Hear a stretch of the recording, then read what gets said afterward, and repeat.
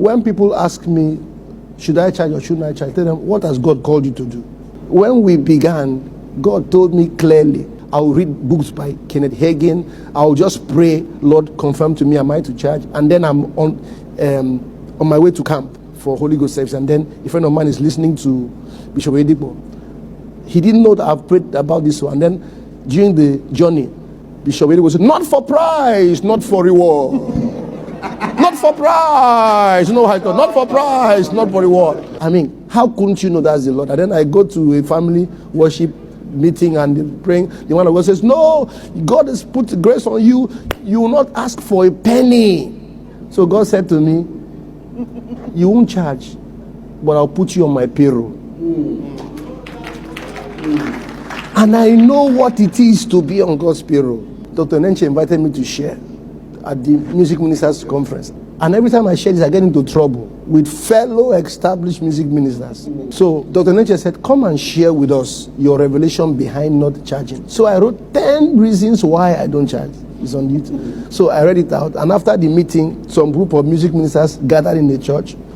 So, my administrative person came to me and said, what message did you preach? He said, some people are angry with you.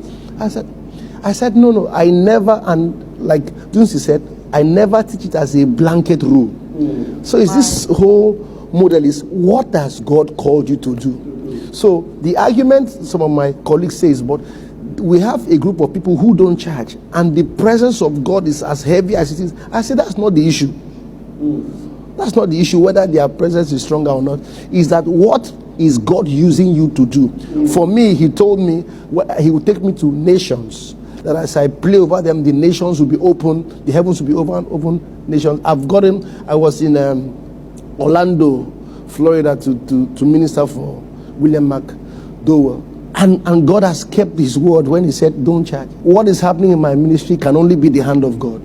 A few weeks back, William McDowell calls me and says, your Christian album, I got a phone call to get your details that your Christian album qualifies for the Grammy Awards. Do you want to enter in? I told them you're not interested. They said the deadline is almost up. So don't worry, I think the deadline is up, so it's not there. Because he told them, I'm not sure it's going to be interested. Now, that's a Christian album with speaking in tongues.